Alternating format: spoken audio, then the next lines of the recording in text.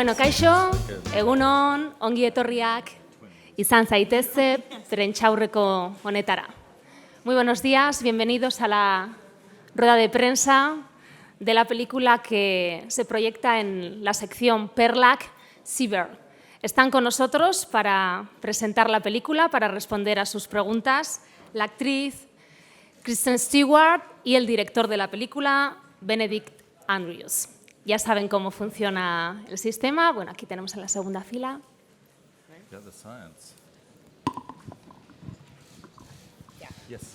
Hola, buenos días. Toda la vida creyendo que Jean SEBERG se había suicidado y ahora nos siembran la duda de si la suicidaron. Quería preguntarle a Kristen Stewart si esta película le ha hecho plantearse la buena utilización de la fama y en todo caso, en qué invierte o quiere invertir ella esa fama para cambiar el mundo, que parece que una se hace actriz para eso, o por lo menos yo me lo imagino.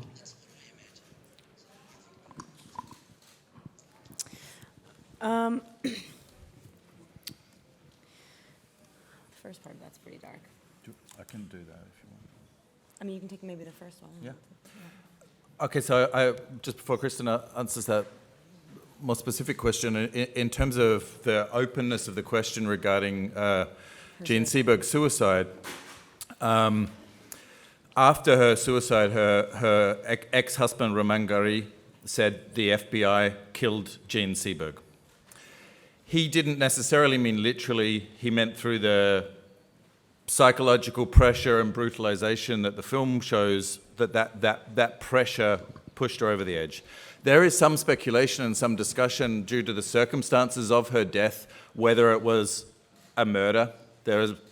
Her body was found 10 days after she disappeared. The amount of barbiturates and alcohol in her body meant that her body was found in her car, and it meant that it would have seemed quite difficult that she could have driven. So there is some mystery about her death. Roman Gary also said that Jean tried to commit suicide on the anniversary of her daughter's death, each of those 8 years, which I find incredibly tragic. And I think it points to this sort of incredible tragedy in her life. But the film shows that she suffered for her political idealism and for her openness of spirit. She suffered a kind of political persecution and attack and pressure that contributed to the tragedy of her suicide. In terms of having a responsibility as an actor, as a storyteller, as somebody who's, widely watched, Jean was the type of person who really had this deep desire to be looked at, because there was some sort of light that she knew was beneficial. I mean, I know, it's such a strange impulse to want to tell other people's stories, because they hit something inside of you that you think that you can sort of highlight. And I think she was always drawn to stories that bridged gaps and made people feel closer to each other rather than further away. And I think that seeped into her growth in the way that she related to people, and her politics and her dreams and aspirations all coincided with being like a really, unfortunately wasn't able to know her, but you can tell that she's a good person. I think in all the ways in which I relate to other people, whether it's how I choose projects, align myself with other creative minds, or to be more specific, vote, or even have conversations with press that are then,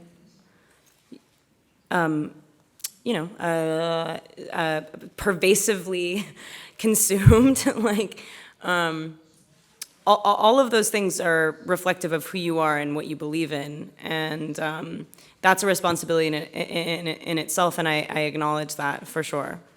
So yeah, it's a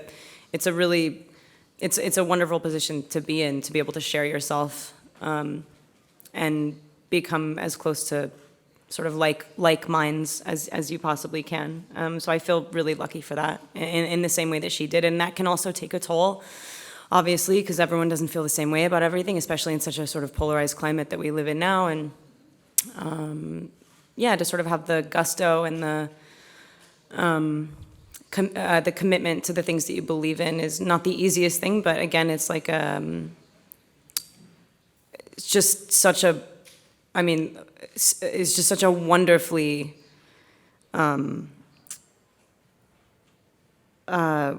privileged place to be. Yeah. Hola, buenos días. Quería felicitar al director por hacer una película de una duración tan ajustada en tiempos de películas necesariamente alargadas. Y la pregunta que quería hacer al director era, esta película habla de cómo un gobierno, amparado bajo unas leyes, puede destruir a una persona o a varias. ¿Y cómo crees que esta película puede hablarnos en el presente y decirle, sobre todo al público joven, atraído por la presencia de Kristen Stewart en el reparto, de que esas cosas siguen pasando, o posiblemente seguirán pasando en el futuro con gobiernos que actúan de esa manera? Gracias. Thank you.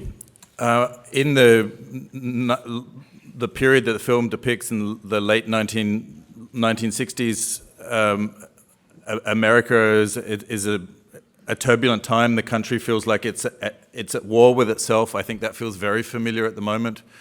But in the movie, we see in its kind of infancy, or in a kind of analog form, the surveillance culture we now live in its kind of very micro form. So I think in the movie we see so many aspects of our culture in a kind of petri dish. We see the DNA of what will grow up to be our culture now, both in terms of the use of surveillance as a tool to invade private lives, to obtain and to manufacture information that can be used as a weapon against political activists and against dissidents, how a state can use the machinery of surveillance to destroy activism and dissidents. And in a way that the film, in looking at the psychological cost and the emotional cost of that very, very close up on Jean, but also on the young FBI agent Jack, and on the activist Hakim Jamal and his wife Dorothy and their community. In looking at that, we see in a way now what we can all, like that, be pulled into. That the recording equipment that is used in the movie, we see the effort needed to put that into look at somebody's life. Now we all carry that around on our phones and our cameras, and that mechanism can be suddenly turned against us by a repressive state at any moment. And I think in looking at Jean's story, we also see how the power of celebrity, but also the use of kind of public activism can be seen as a threat to the state. The FBI character says, "I don't want my girls reading that it's hip to hang out with revolutionaries," and how that kind of discourse is kind of controlled and managed by the state. We also see in the movie, particularly through Vince Vaughn's character, the kind of manufacturing of what we would now call fake news, when they create this story about Jean in order to destroy her. And that idea that the media and the whole cultural situation is engaged in a war, and we need to know how to sift through that, and we need to know how to look for truth in that, and we need to know how Jean does at her press conference to speak truth to power. Hello, hi. Congratulations to you both, first of all. The movie brings up briefly how the actress gets severely injured because of the recklessness of the director. So I was wondering, how do you usually deal in this project or any other project with this kind of relationship? Do you ever worry that you're gonna get traumatized by a reckless director, or you're gonna traumatize someone if you're not careful? Just throw things at me. It wasn't even an accident. I was like, oh, I mean, okay, I'm like joking. Sometimes things don't translate. Everyone's like, Yeah, one of the most beautiful things as a performer, which I don't like to use that word because it definitely implies that we're faking something, that you're performing emotions or a story in a way. Like the best way is to get completely inside of something and lose yourself completely.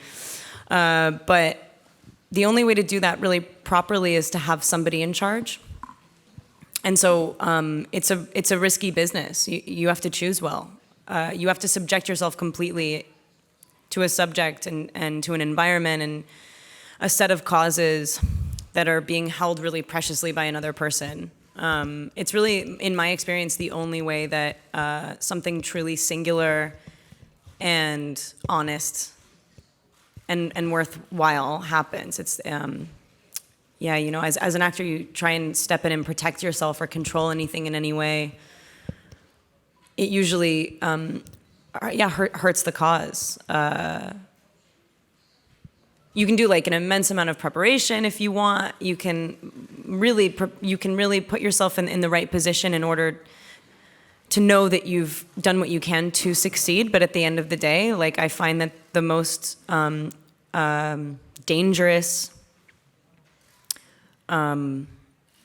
really fulfilling and rewarding experiences come from giving yourself fully to the experience, which is being held by the director. It's a singular thing. Yeah.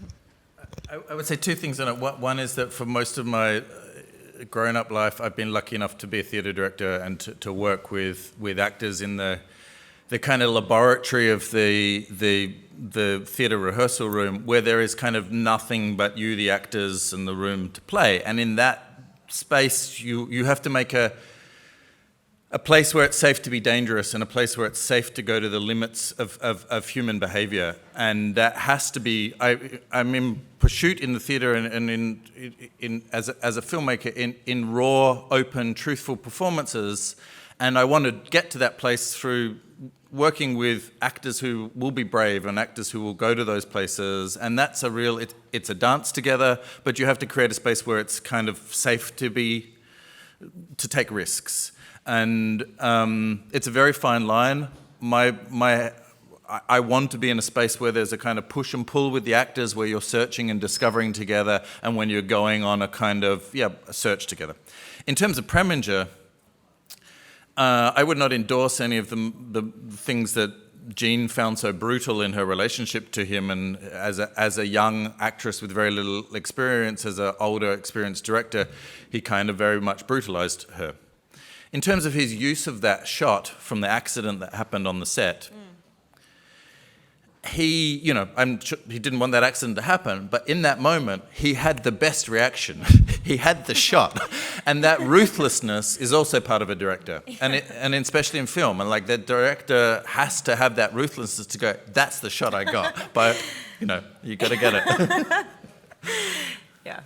That's funny. No, I also completely, I think that there are some people that abuse that power and that it becomes more about them than it is serving the story. I think that there are egotists that are attracted to that job. You have to be somewhat insane to say, I'm going to lead the charge of like 200 people and lots of money and lots of time. And you know what? At the end of the day, it's my choice, all of it. It's like, it's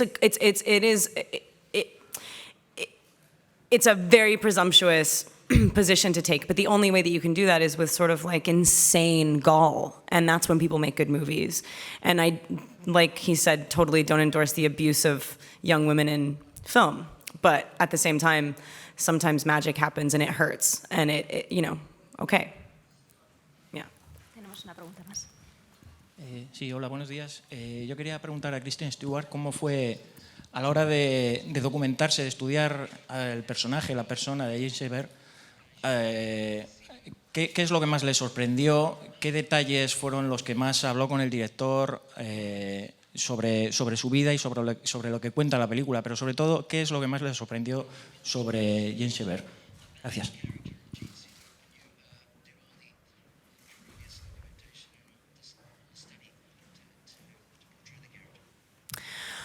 I think if the question's about what surprised me about this whole experience and getting to know her as intimately as I could is how unintimately she's known in the public, but how coveted she is. I mean, in the realm of cinema, she's a legend, she's an icon, yet it is not like a foundationally known thing that she was so completely harpooned and in such a violent way.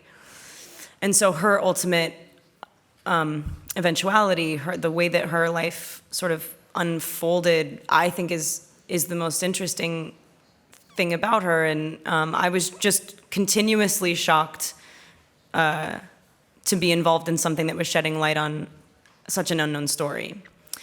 Because both of us,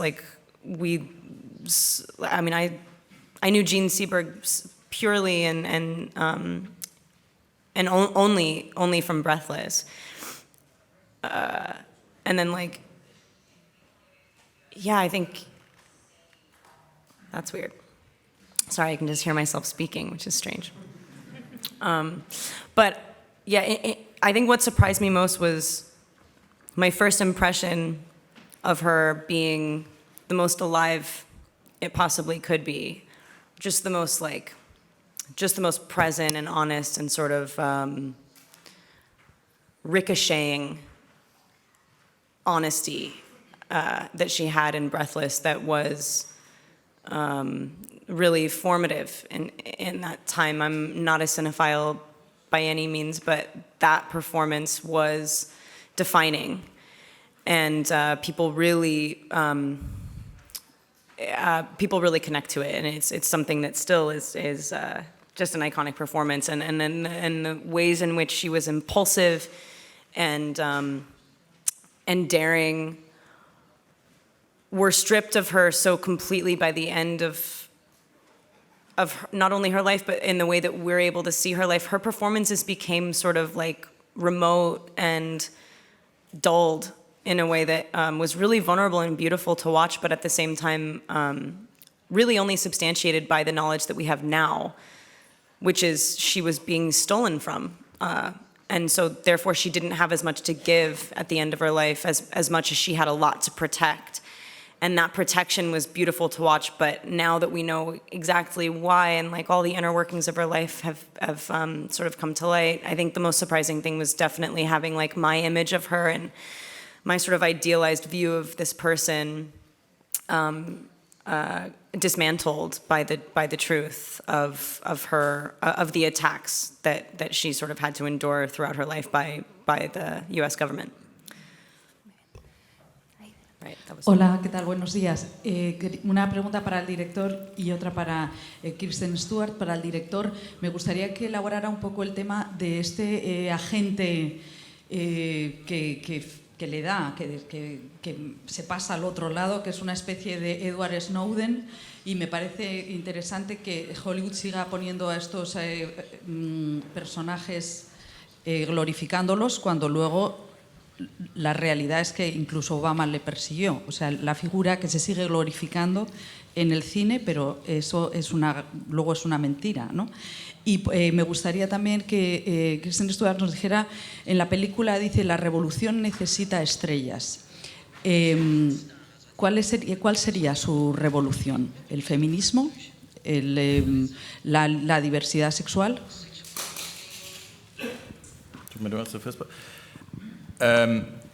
In terms of the Jack character, I by no means want to glorify any aspect of the surveillance machine, and by showing what I wanted to show with him was a young soldier who is in a dirty war, who doesn't realize the dirty war that he's involved in.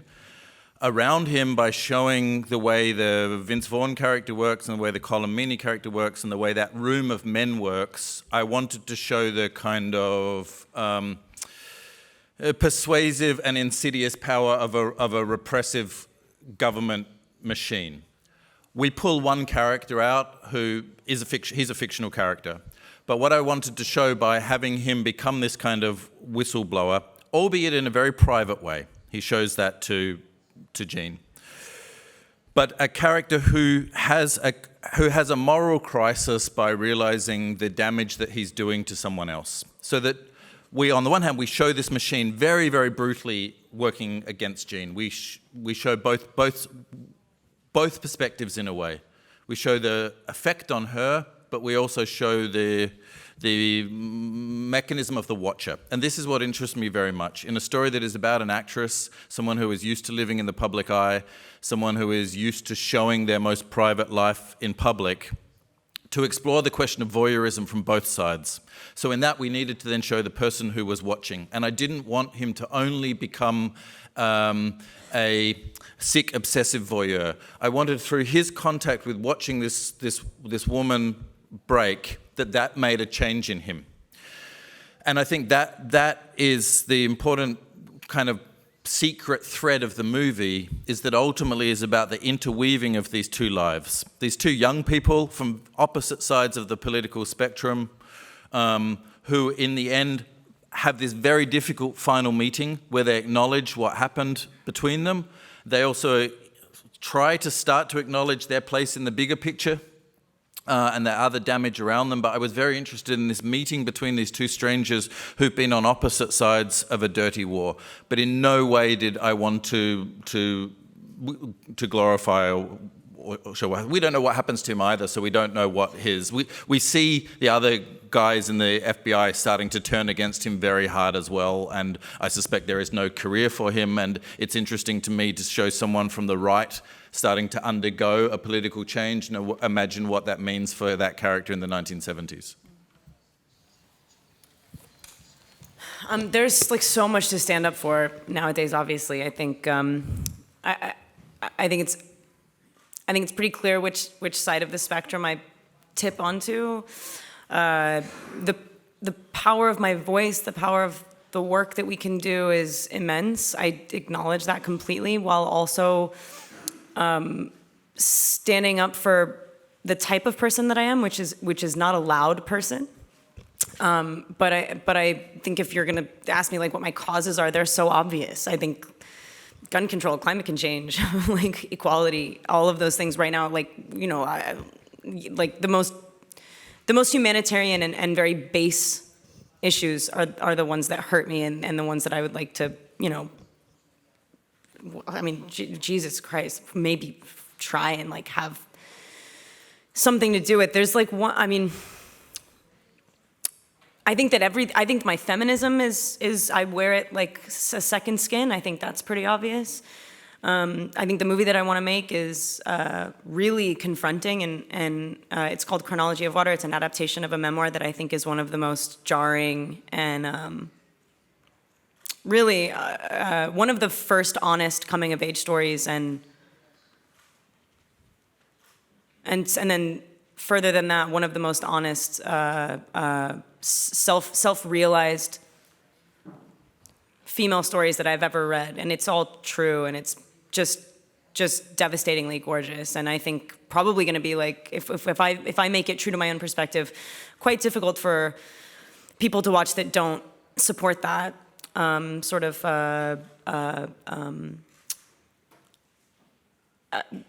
commitment to the truth of feminine identity that I think has never really been reflected in film in a prevalent way.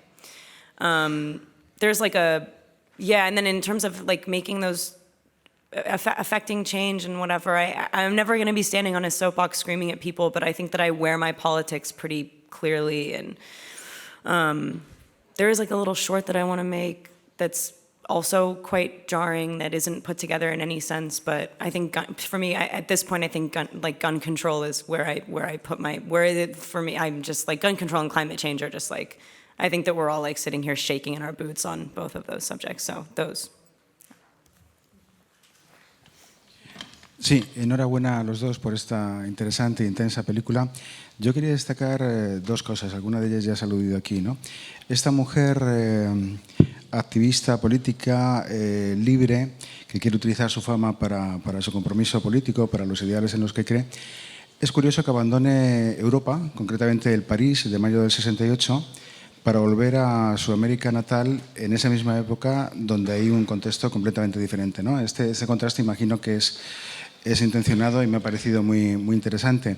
Al igual que me lo parece el coprotagonista, ¿no? El agente que, al igual que en La vida de los otros, no sé si este paralelismo se podría hacer, ¿no? O sea, el agente de la Stasi que espiando él es alguien que cree muy en el sistema, igual que nuestro agente del FBI aquí, en fin, habla de Capitán América, o sea, no puede ser más americano de esa época, ¿no? Esos trazos así, esos rasgos están muy bien perfilados.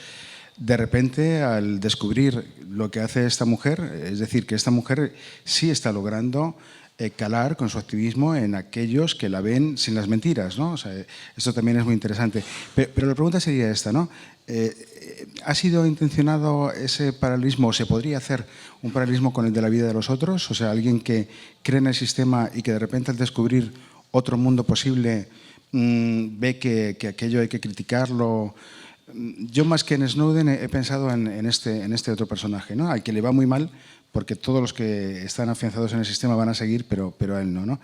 Bueno, pues lo de mayo del 68, París y América, y luego este paralelismo con La vida de los otros. Son las dos observaciones que quería comentar por si requieren, vamos, por si ven que son de algún interés. Gracias. Yes, I mean, all of that was certainly intentional. The interesting thing is, you know, you have her straddling Jean straddles two worlds. I think that's a very fascinating thing about her. She's a girl from the Midwest, from Marshalltown, Iowa, who ends up being married to Roman Gary, living on the left bank, the star of Burusuf, and she's between these two worlds. And at the same time, she's still wanting to go back to Hollywood and do kind of conventional cinema and be a star. So she's between these two worlds.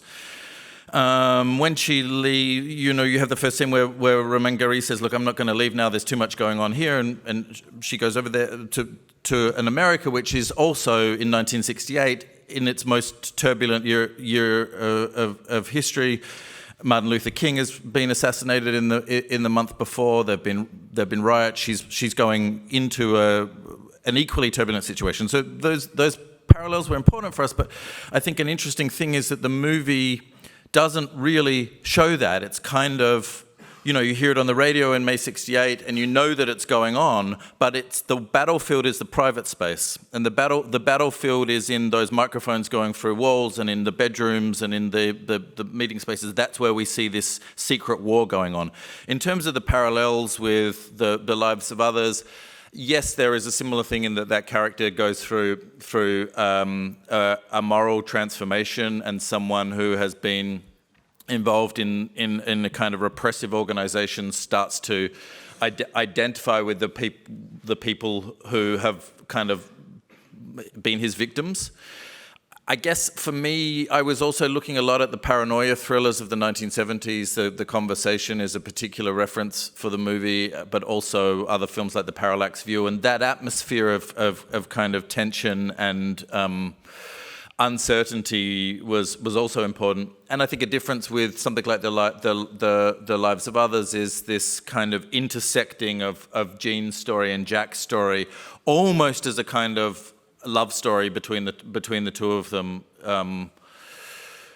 so that the story is not 100% about his transformation, but in a way about the touching of these two lives rubbing against each other. He's invisibly with her through nearly every frame of the movie. We know he's there. She senses someone's there, but can't really know until that final scene. And in the way that becomes a kind of exploration of the truth of their encounter as well. And how people that think that they're dissimilar, that there's a sort of baseline through all of us that if we have any faith in equality and connection in any way, you go, oh wow, those people couldn't be more different, yet they are, like he said, rubbing sort of to them until the end, like quite unknowingly. And that surprise is really enlightening and really beautiful. Una última pregunta. Ok, gracias.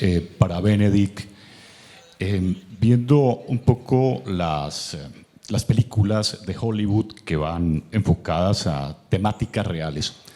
Para un director es más complejo dirigir una película de esta índole lo pregunto por el tema de conseguir documentos que a lo mejor son muy guardados o muy secretos, en este caso con el FBI, o se puede dar la licencia a ese director de incluir dentro de algunas escenas algo ficticio, algo de la fantasía.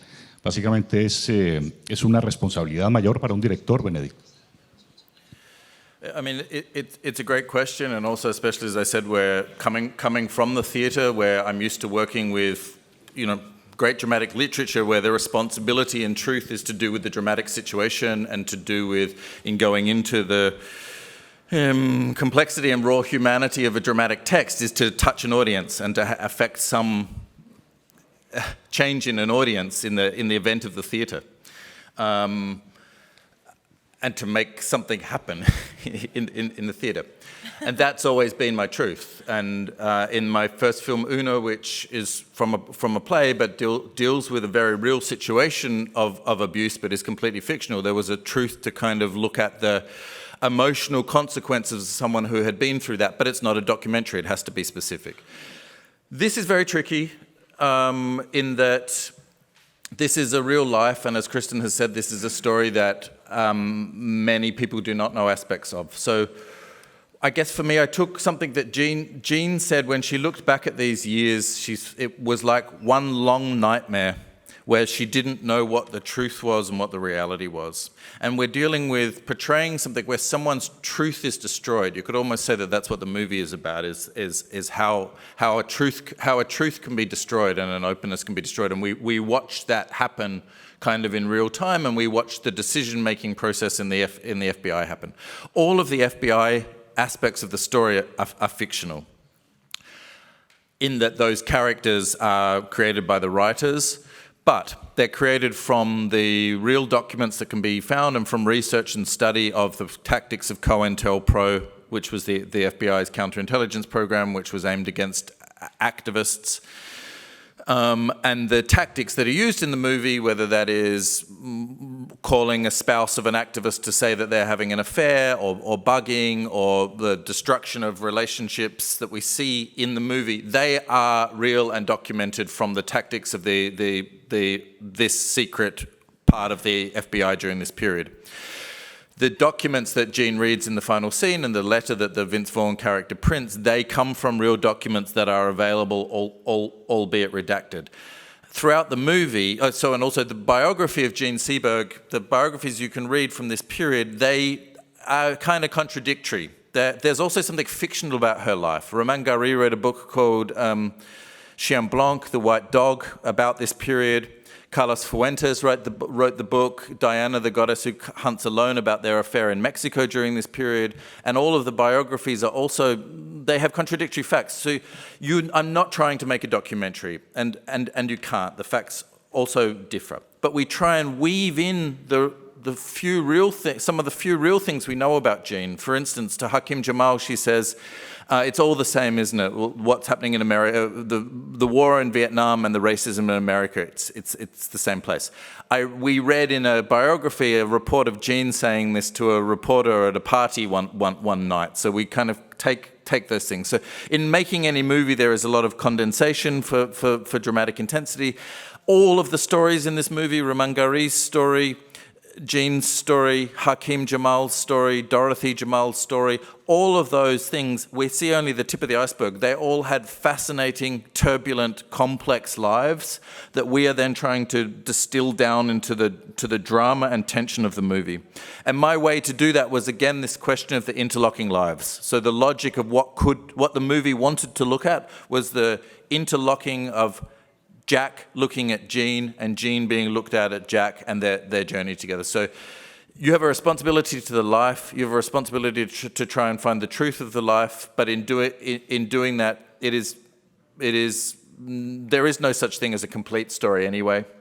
So you have to decide what to distill down and focus also for the kind of dramatic tension of the story. Bueno, muchísimas gracias por esta interesantísima rueda de prensa. Muchas gracias al director, Benedict Andrews, a la actriz, Kristen Stewart, y a todos los asistentes. Es que ricasco. Thank you very much. Thank you.